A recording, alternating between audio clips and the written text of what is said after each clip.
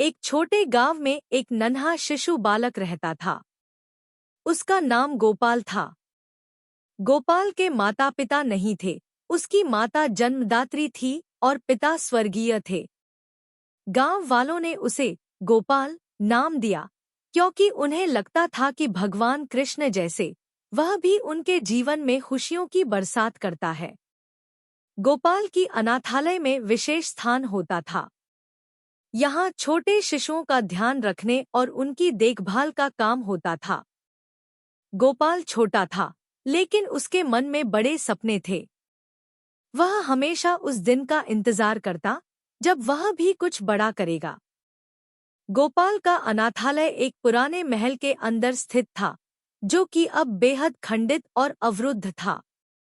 एक बार रात के समय गोपाल अपने कमरे में सो रहा था। उसके सपनों के बीच कुछ अद्भुत घटनाएं घटने लगी। आसमान ध्वनि सुनाई देने लगी और गोपाल की नींद उसके चेहरे से उड़ गई। वह अपनी आंखें खोलकर ऊपर की ओर देखने लगा, लेकिन कुछ भी नहीं था।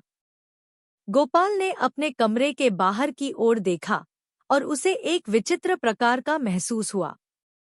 धीरे धीरे एक परत के पीछे से, जो कि अंधेरे के समान थी, एक आदमी उसकी ओर आ रहा था। गोपाल के दिल की धड़कनें तेज हो गई। वह अपने कमरे में घुस गया और दरवाजा बंद कर लिया। वह अपने पास उपलब्ध एक झूले से एक छड़ी निकाला और धीरे धीरे दरवाजे की ओर बढ़ा। गोपाल के दिल में अजीब सा भय था, लेकिन वह अपने आप को धीमा करने का प्रयास कर रहा था।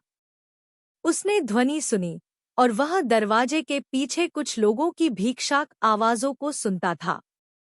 धीरे धीरे वह दरवाजा खोला और उसने देखा कि एक समूह गरीब लोग थे, जो कि अपने हाथों में खाना और कपड़ा मांग रहे थे। गोपाल ने अपने आप को शांत किया और उनके पास जाकर उन्हें खाना दिया। वे सभी धन्यवाद कहकर चले गए। गोपाल को यह देखकर खुशी हुई कि उसने किसी की मदद की।